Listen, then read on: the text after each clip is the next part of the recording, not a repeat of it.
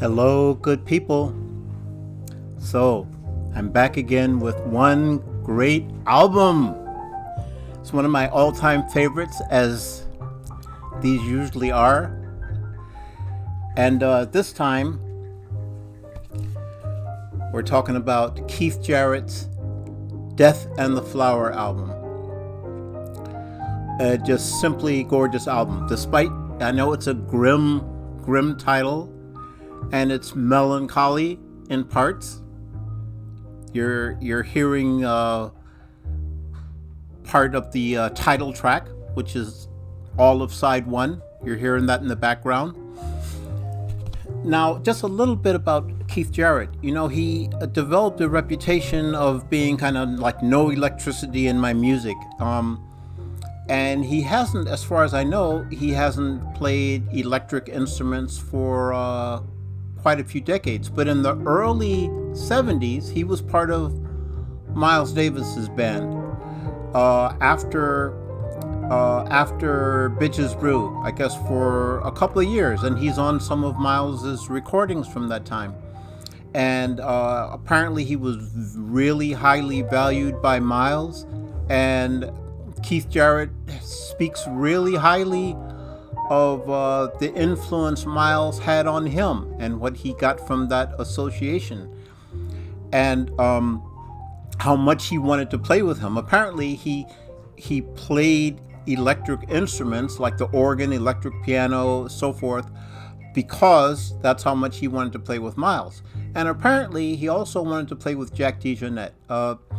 Jack DeJohnette was the key drummer. I mentioned in the Jack DeJohnette video how of the multiple percussionists involved in Bitches Brew, Jack DeJohnette kind of led them, and Keith Jarrett speaks about what a big part of that music Jack was, to the point where when Jack DeJohnette left Miles, Keith left shortly after and began doing multiple other projects.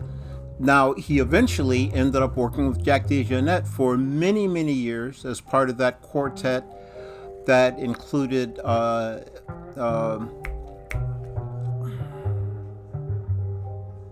Gary Peacock on bass. But here, well, I'll come back to this.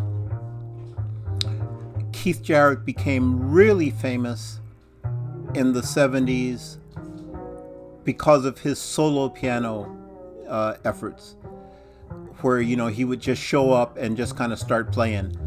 And apparently Miles remarked on what an amazing ability this was Keith had, creating music from nothing. And but anyway, in addition to those solo efforts, which resulted in the Cone Concert and Facing You, which I mentioned in my ECM video, in addition to that, Keith Jarrett is known for two amazing quartets that he led. One was the European Quartet, the other was the American Quartet. This is the American Quartet. And I'll acknowledge that I was biased towards the American Quartet, I guess partly because I'm American. Secondly, because I didn't know who the Europeans were.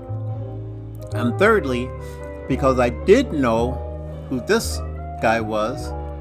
This is Dewey Redman on tenor, and the bassist is Charlie Haden. And I knew both of them from their work with Ornette Coleman.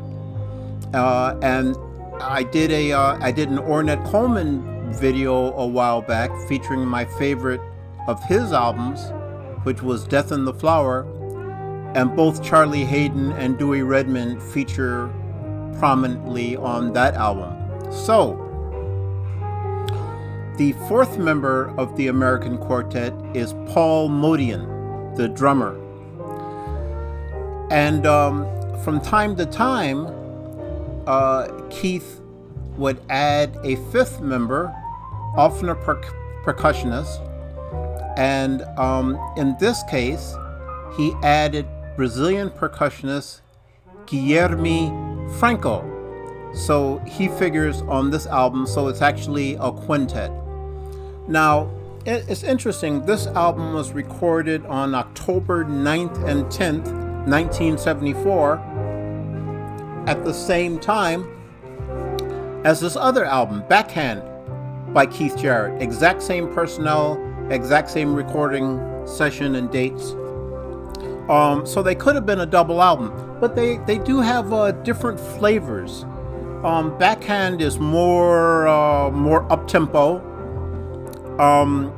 And now here you have a bit of some up-tempo, but Death in the Flower, I'd say it's a moodier, more somber album by and large, and there's a strong free jazz element.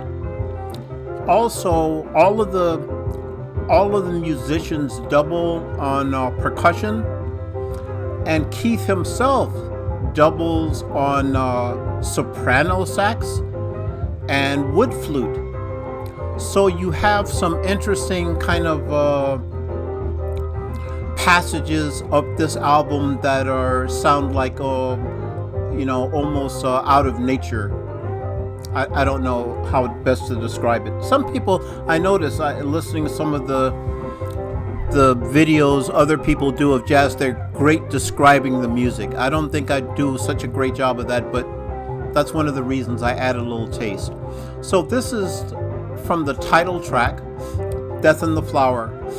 My favorite piece from this album is called Great Bird. And it just, you know how some combos, and this quartet is certainly one of them, has this way of all the musicians flowing together and meshing together so incredibly well that they create just a kind of a spell, like a really rich atmosphere that seems almost to transcend the music. And this album to me is full of that just richness of Keith there on the piano, Dewey on tenor, Charlie on bass, Paul Motian and Guilherme Franco on percussion. None of them are showing off. They add their little bits here and there, and it all just kind of magically, it's like this rich stew of just beautiful flavors and accents. It's just a gorgeous album. And now Backhand is a really this is a really nice album too, and I really like it as well. I thought about doing a kind of two for one and saying two great albums like I did with Horace Silver, but this is hands down, this is my favorite. This is Charlie Haden there going out on the bass. So folks, I'll leave it at that. I think that's enough. Get the album, listen to it, love it, and I'll be back again with another one soon.